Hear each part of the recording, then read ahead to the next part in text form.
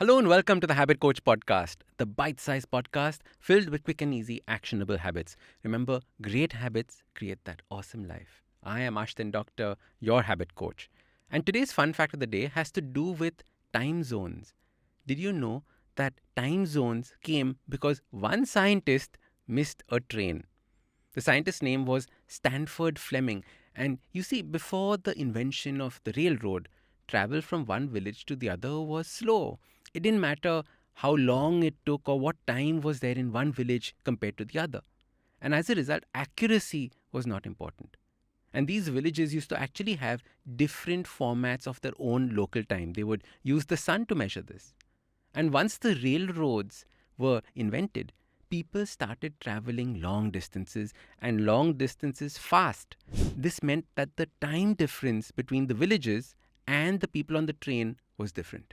As a result, you can imagine different time on the train, different time in villages. People kept missing their trains. It was absolute madness. There was no standardization.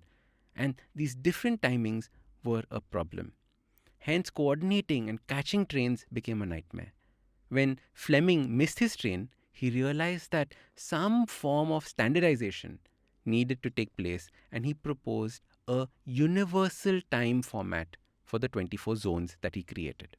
Now, his format was rejected. However, they did maintain the 24 zones, and in 1882, Greenwich Mean Time was born. And this is the time zones that we follow all across the world now. Now, time is something that has fascinated all of us, the world over. Whenever a scientist talks about time, they always talk about time travel. And can we go into the future? Can we go into the past? All of these questions keep coming up. In fact, one of the most common answers to the question, what would you do if you could travel through time, is I would go and kill Hitler's parents. Now, it is a crazy fact to think about this, and I read this somewhere a few years ago. Yesterday, I was a guest on Varun's podcast, and he asked me a question. He said, why do you feel being present is so important? You keep talking about being present, being present. Why is it so important? And I love the question, so I thought that I would share my answer here today on this episode. When you're constantly thinking about the future, you are living in a place of fear, anxiety, and worry. And this is because we do not know what the future is holding for us. And hence, we dream up different scenarios. We will notice that anxiety is nothing but your future thoughts. What will happen to me in the future? What will happen to my family in the future?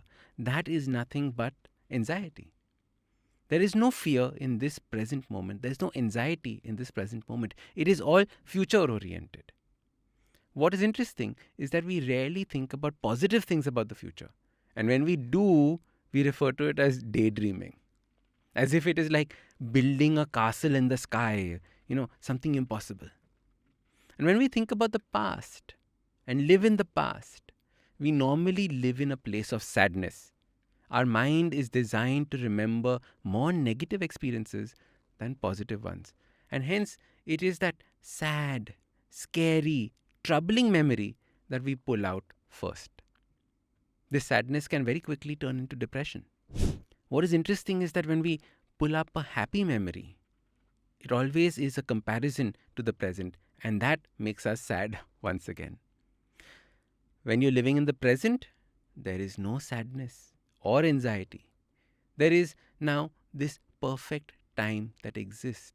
There is no depression, there is no fear.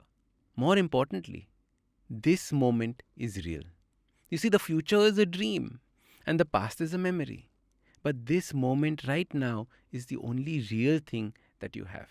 And as your habit coach, I want you to analyze where you spend most of your time. Are you living in the past, or are you living in the future? Or are you living in the present? I want you to live in the present with the focus and consciousness that exists. A great way of doing this is to focus on your 5 senses. Today I will give you 2 of these examples as habits that you can start doing to bring yourself back into this present moment. The first use of our sense is touch. Whenever you want to bring yourself back into this present moment, take your fingers and gently glide them on the cloth or your clothes or your pants, your dress, anything that has a unique texture to it. Feel the different textures. You can run your fingers on a sofa or a wall that has different textures as well. This brings you back immediately to this present moment because you're using your senses to be here. The second is using your hearing. Whenever you want to become more present, bring your focus to the sounds around you. Can you hear that sound? Imagine while I'm talking this sound and just focus on this sound. This automatically brings you back to this particular moment. In the same way, you can hear the chirping of the birds. You can hear the hum of the air conditioner. You can hear a person talking loudly. And all of these bring you back to the moment, as long as you don't judge the sound that you're hearing. You just hear it. Whenever you catch yourself being distracted, bring it back and hear the sounds around you. Don't say this is a good sound, this is a bad sound. Just bring yourself back to that sound and use these techniques because it helps you be more present. No more fear, no more anxiety. You are back into this moment, and that is it. So your super simple habit to live more in the present starts by bringing your awareness back to your senses. Use the sense of touch to explore new sensations and textures around you. Use your hearing to focus on a sound around you. And this will bring you back to this present moment.